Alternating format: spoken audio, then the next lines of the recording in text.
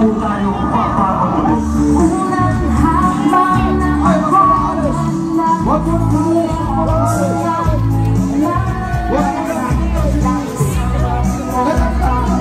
Tapos na yung ano guys, pero dumating si Atty. Roque.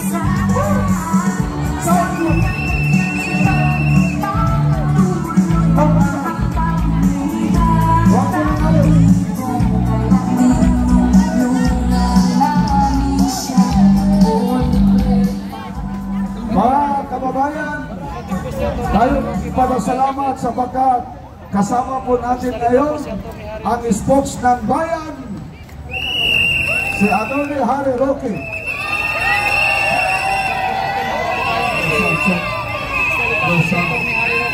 Soundcheck. Charito Pitan, shoutout Dimitrio Lagarde. Alis na ba kayo? Hindi! Kasi nagpakuha pa ako ng pagkain dahil yung isang araw. Sino kakain ng pagkain na dala-dala o kayo aalis? Sige! Di ba? Anong araw ba ngayon?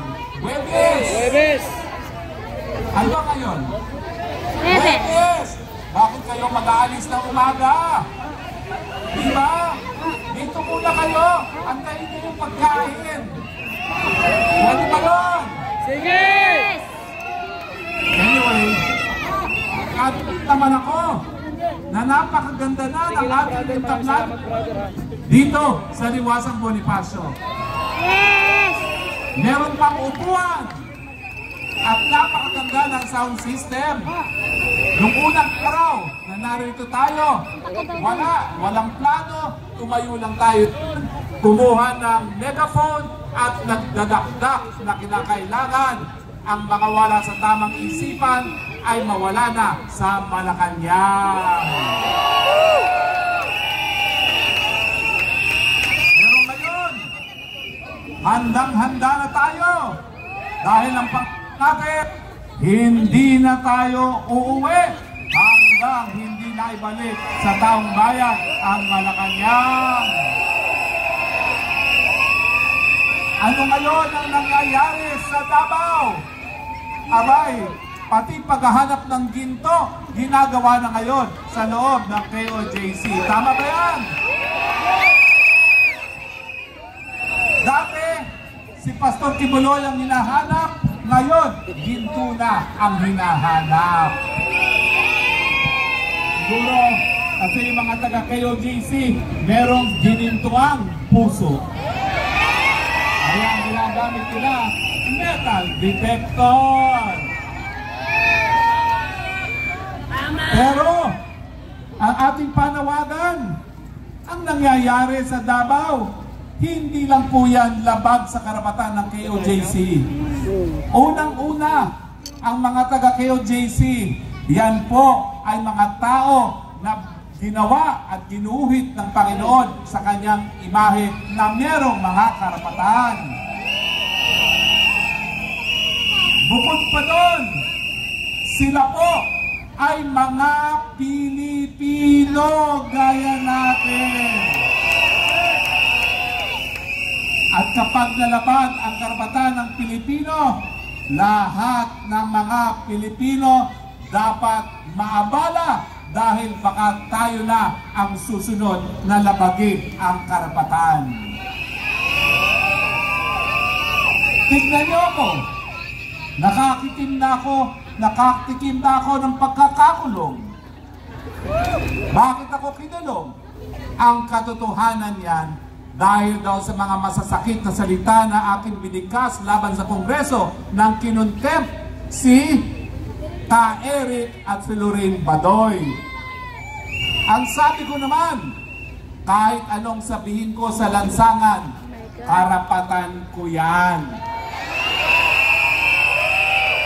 Siyempre, pag ikaw ay nasa loob ng Kongreso, igagalang ang institusyon. Pero hindi ibig sabihin, habang ginagalang ang institusyon, magpipikit-pikitan, magbubulag-bulagan sa lahat ng kabalbalan na nangyayari dyan sa institusyon na yan. Alam niyo ang problema ngayon sa Pilipino? Masyado na tayong mabait. Masyado tayong mapagpatawad. Masyado tayong cool. Masyado tayong mahilig sa social media. Nang akala natin, palibasa nanonood tayo ngayon sa social media, sapat na suporta na yan para ipagtanggol ang karapatan ng mga Pilipino na yinuyurakan ng mga karapatan. Hindi po. Ang teknolohiya ng ating internet, para po yan tayo ay makapag-usap, para po yan ay tayo makabuo ng samahan. Pero kinakailangan pa rin po ipakita natin ang lakas, dahil pag hindi natin pinakita ang lakas, hindi tayo pakikinggan ng mga nagbubulag-bulagang, nagdidigimigihang gobyerno. Kaya mga nasa social media, ang dami kong followers, ang daming nanonood. Nung minsan, nakakaunti lang kami sa EDSA, wala pang 50, 600,000 ang nanood. Maraming salamat po sa inyo. Pero ang kinakailangan namin, 600,000 ang magpulong ngayon dito sa liwasan nang makita nila na tama na, sobra na. Kaya yung mga kababayan natin sa internet, gabi-gabi po, narito kami sa Liwasang Bonifacio. Halina naman kayo, makiisa, manindigan, laban sa mapang-abuso at gobyerno na walang pakialam sa problema ng mamamayang Pilipino.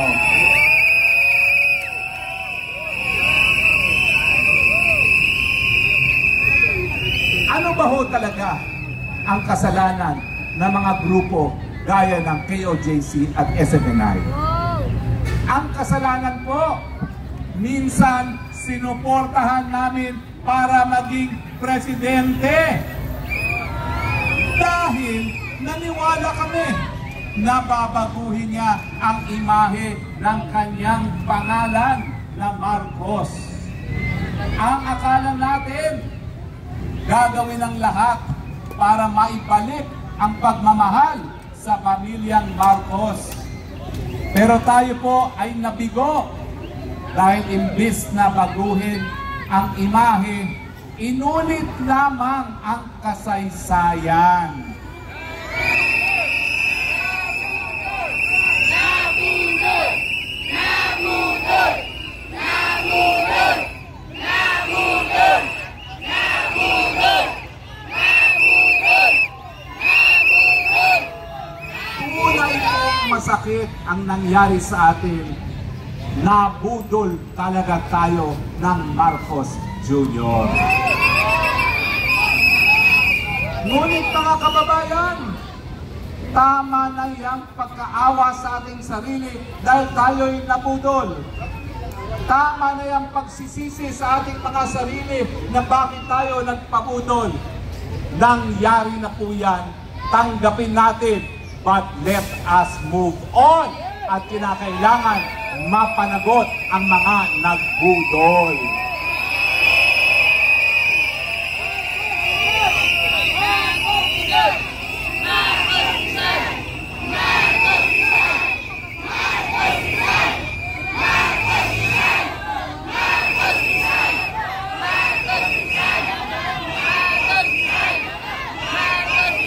BBM, please lang, buksan mo ang iyong mga tenga sa sigaw ng taong bayan na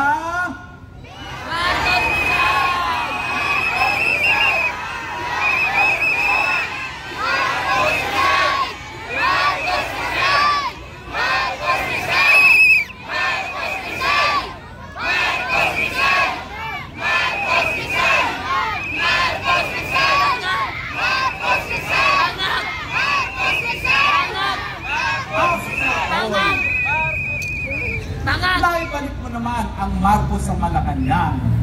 Nakapagsilbi ka naman ng halos 3 taon na. Hindi ba panahon na para ibigay mo naman ang pagiging presidente sa tao na merong sapat na kakayahang mamuno dahil siya ay nasa tamang pag-iisip?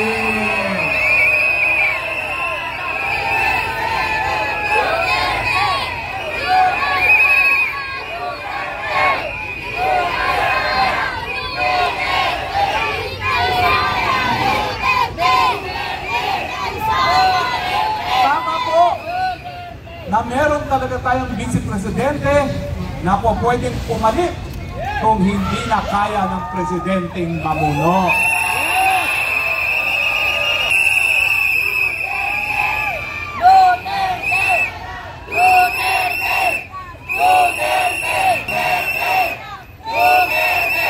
Pero ang laban mo ngayon ay hindi na laban ng Duterte versus Marcos.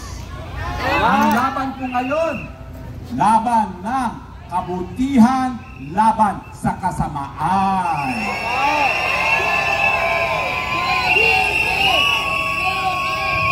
Sabihin niyo sa akin, ang paggamit ba ng pinagbabawal na gamot ay gawain ng isang taong naniniwala sa may kapal?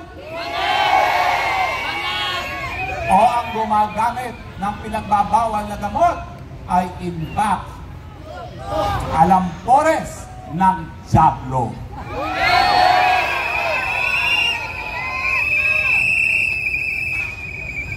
I hate drugs. Bakit? Dahil pag ika'y nasa droga, nasa impluwensya ng droga, kakalad ka rin mo ang sambayaning Pilipino sa isang gera na hindi mo naman mapapanalo. Hahayaan mo ng mga Pilipino mamatay sa isang gera na wala namang interes ang sambayanang Pilipino.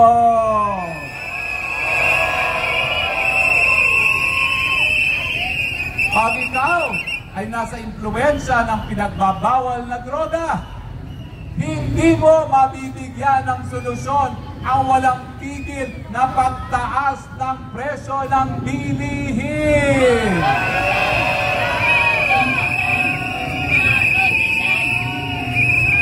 Pag ikaw ay gumagamit ng pinagbabawal na droga, hindi mo mabibigyan ng solusyon ang problema ng kakulangan ng trabaho.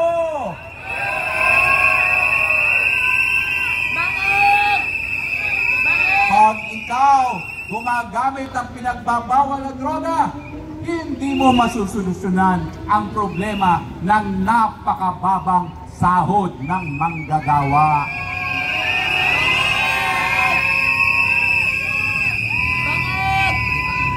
Oo nga pala, habang ang KOJC ay ino-occupy ng ating mga kapulisan, sana naman po ipagdasal din natin ng mga kapulisan dahil lahat sila nais na rin umuwi sa piling ng kanilang mga pamilya. Dahil ang mga kapulisan ay nais na rin magpahinga gaya natin at hindi doon nakatayo na naghahanap ng multo.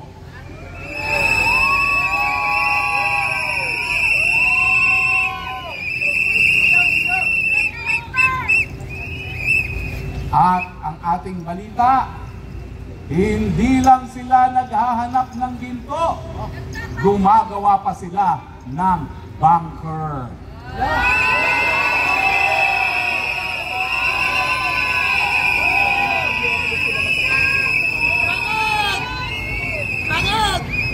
Ano ang kanilang pakay sa bunkers?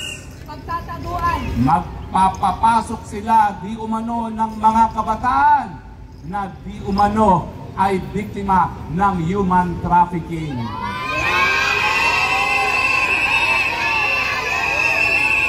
Hindi ko yan nakapagtataka dahil pati ko ako syndicated human trafficker din daw ako. Magtakin nyo, buong buhay ko, inanay ko sa pagtatanggol ng karapatang pantao. Pinakulong ang mga pumatay sa mga mamamahayag doon sa Maguindanao Massacre. Pinaglaban ang isang pinagsususpetsahan ang sabi nila, ako daw ay protektor ng Pogo. Sino ba ang may picture kasama ang tunay na hari at reyna ng Pogo? Si Harry Roque o ang mag-asawang Marcos?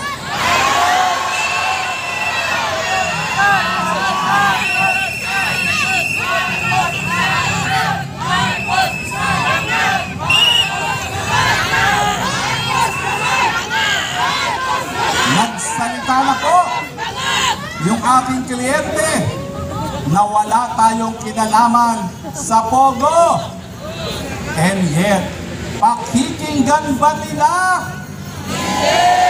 Bakit? Dahil tayo ay kritiko ng administrasyon na dapat mapatahimik. Hindi po tayo magpapasupil, mas mabuti pa, patayin niyo na lang ako dahil hindi po ako papayag na matahimik sa kabila ng mga hindi makatarungang pangyayari sa lipunan.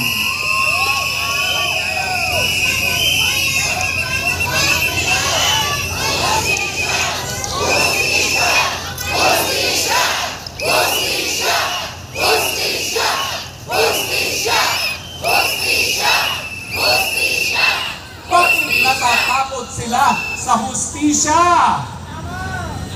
Siguro dahil pag nagkaroon ng hustisya, sila ang makukulong dahil sa lantaran na korupsyon. Sila ang makukulong dahil sa lantaran smuggling. At sila ang makukulong sa lantaran na paglabag ng karapatang pantao.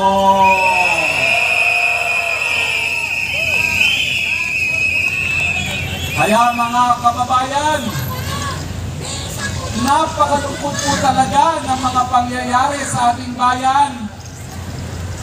Nung minsan, pinatalsik natin ang ama, ang akala natin magkakaroon na ng tunay na demokrasya. Nabigo na naman tayo dahil bagamat dumating ng mga dilaw na inaasahan natin magbibigay ng pagbabago, ganun din pala.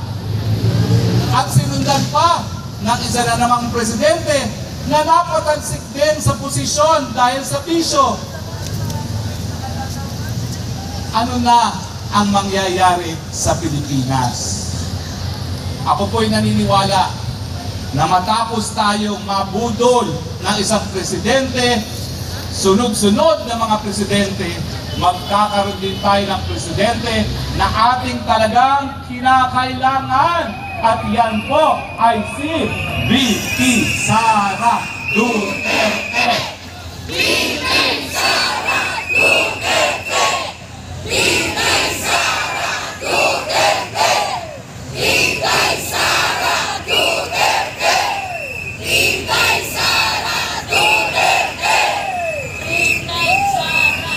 So wag po tayo mawalan ng pag-asa dahil hindi po natin nakalain na matapos ang pinakamahal na presidente ng ating bayan na si Rodrigo Roa Duterte, meron na naman siyang kasing dugo na magbibigay ng pag-asa sa ating bayan, Sara Duterte.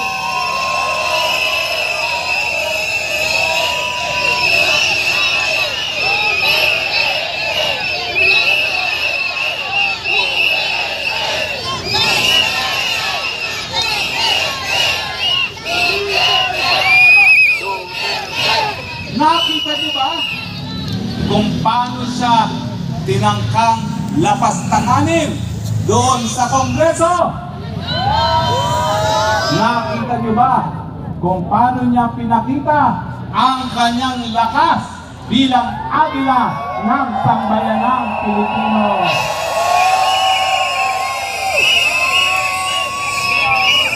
At yan po ang tadhana ng Pilipinas.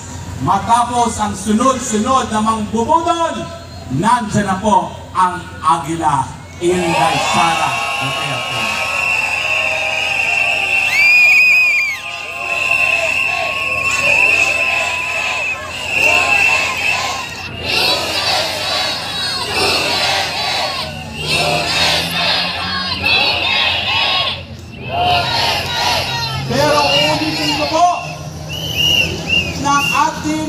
sitwasyon ngayon sa politika, hindi po yan Marcos versus Duterte. Ito po ay kabutihan laban sa kasamaan. Ang pagtutol sa droga at ang paggamit ng droga. I hate drugs. I hate drugs. I hate drugs. I hate drugs. I hate drugs. I hate drugs. I hate drugs. I hate drugs. I hate drugs. I hate drugs. I hate. Pero muli po, ang aking panawagan sa sigurado kong mga milyon na sa internet na, kinakailangan po lumabas din kayo. Salamat sa inyong views, salamat sa inyong mga likes, pero kinakailangan natin kapit bisig sa kalye dahil dyan tayo pakikinggan.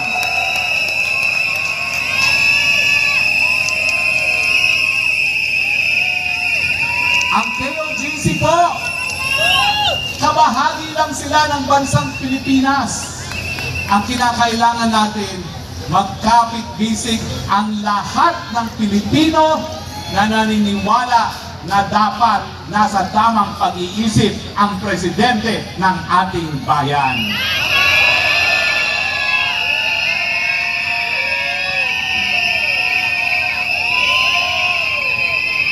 Hindi na po tayo titigil sa pagpupulong dito sa Liwasan hanggang tayo po ay makapuno ng luneta at panahon na para bawiin ang Malacanang ibalik sa taong bayan, hindi sa elitistang mga Pilipino.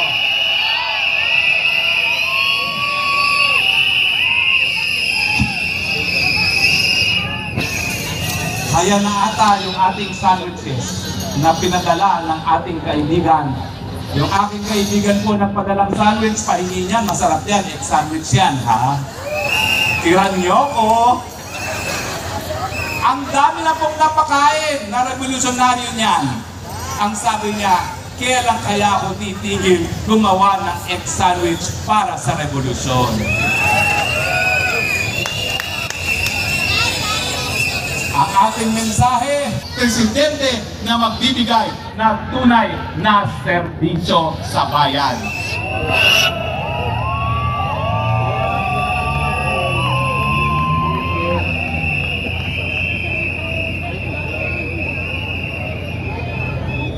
Gusto niyo na bang umuwi? Mabuti naman dahil malayo pa ang madaling araw. Dahil pagdating ng bungang liwayway, meron tayong bagong pag-asa ng Pilipinas, mapapaig sa ilalim ng mga lider na tunay na nagmamahal sa bayan at hindi magsasamantala sa bayan. Pero dahil ako po'y kakagaling lang sa sakit, hindi halata. Noong unang araw na nandito tayo, walang boses ang Harry Roque at talagang uubo-ubo. Pero dahil importante makipagkapit-bisig sa sambayanang Pilipino, hindi lang sa KOJC, pinilit na lumabas sa kanyang kama galing sa pagkakasakit at ngayon naninindigan kasama ninyong lahat.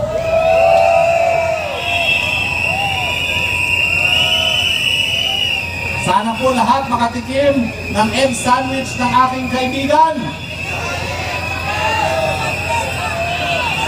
Egg sandwich na. Hoy, pahingin egg sandwich, masarap yan. Bigyan niyo ako isa, ha? Maraming salamat sa kaibigan ko na nagbigay ng egg sandwich. Kilala mo kung sino ka. Mamaya na. Maraming salamat dahil ipinakain mo ang revolusyon ng sambayanang Pilipino. Alam niyo ba na nagpadala ng egg sandwich? Alta Sociedad. Ang kanyang pangalan ng kalye. Ang kanyang mga kaibigan, kasamang lumaki ang mga nasa gobyerno. Pero ang magandang balita, hindi lahat ng ALTA ay drug addict. Kabahagi siya sa ALTA na pikang-pika na sa mga alta sosyedad na ginawa ng kabahagi sa buhay nila ang pagsinghot ng polvoron. Kaya ang sabi nila, magpapakita kami ng pakikibaka sa sambayan ng Pilipino sa pamamagitan ng pagpapadala ng pagkain dito sa Liwasang Bonifacio. Salamat, kaibigan, sa iyong suporta. Kung hindi ako nagsalita, anong gagawin ko sa 1,000 sandwiches?